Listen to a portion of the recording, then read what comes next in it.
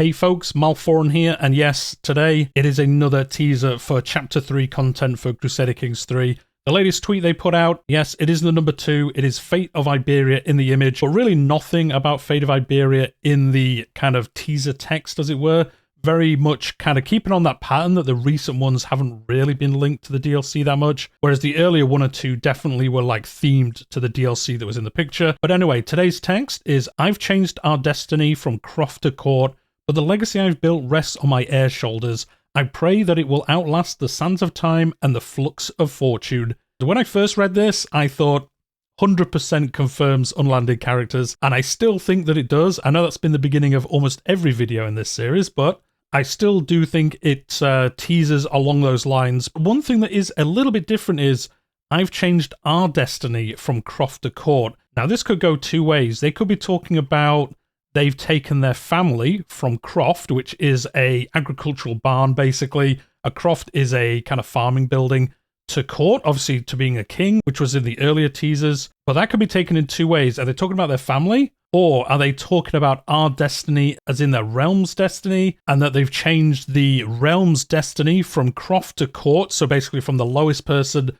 to the highest person, they've changed the destiny of their realm? It could be read that way. I think it's read the way about their like personal family, but it could be read both ways. It could be either of those, I think. I think it's definitely the first one, but it could be this second one, which opens up another possibility as to what the DLC is going to be themed around. And then obviously the second part, I pray that it outlasts the sands of time and the flux of fortune, gives us our third possibility for the DLC. And all three of them have been talked about already in this series.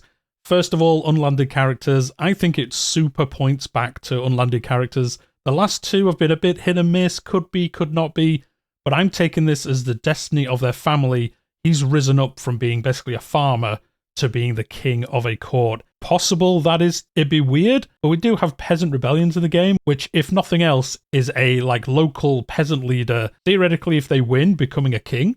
We already have that in the game if you think about it, but I think it's more about playable unlanded characters. The second option obviously being around disease. I pray that it outlasts the sands of time and the flux of fortune. It could again point towards disease. The flux of fortune, I've done all this amazing work. As we were talking about yesterday, they've done all this amazing work. They've built up their realm, and then disease comes in and just like kills their dynasty or something, and it's just been all for nothing. There's a possibility points to that.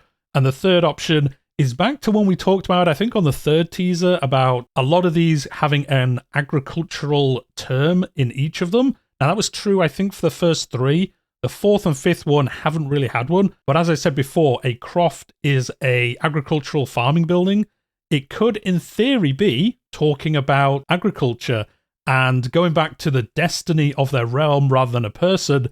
If there is an agricultural kind of economy rework coming, that could also be covered by this. You know, they've changed the destiny of their realm from the lowest person in farming to the biggest person in the court, the king themselves or someone. And they've built their legacy by building up their realm as a whole, rather than it being about themselves.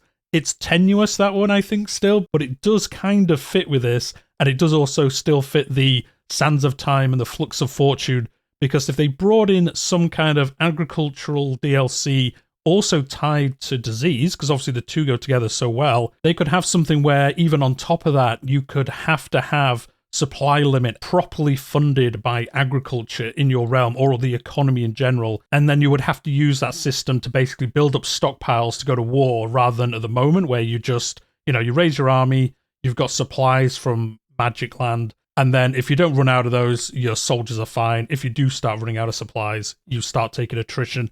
What if they redid the whole economy where you had to build up supplies before you went to war? Going to war in the winter would be worse.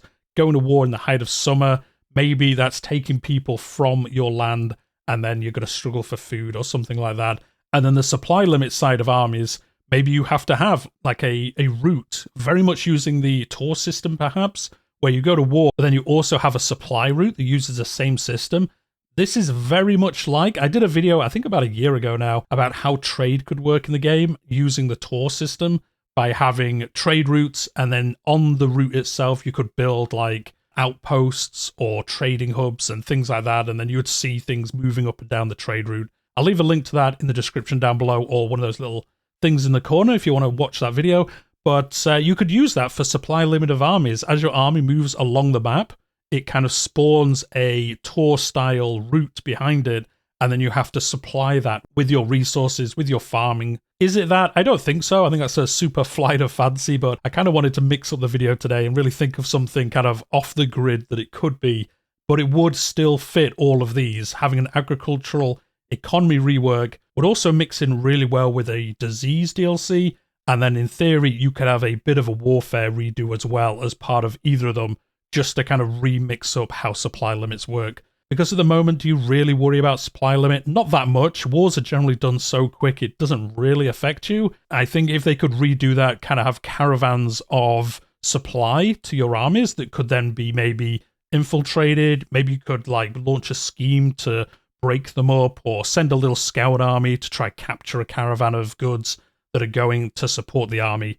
And it could give some interesting mechanical changes to how warfare works.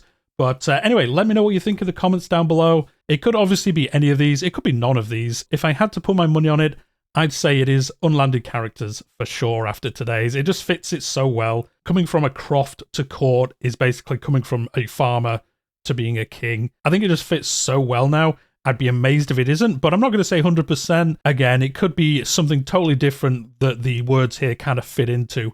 And we will know about that obviously on Tuesday. Tomorrow is the last one. I'm not sure what the image is going to be. I'm guessing it's perhaps going to be a part of the art for the new DLC, but I'd be kind of surprised if it is that. Or if it is, it's going to have to be so vague you won't be able to tell exactly what it is. I'd be amazed if the day before it gets fully announced, they tease it to the point where we know exactly what it is.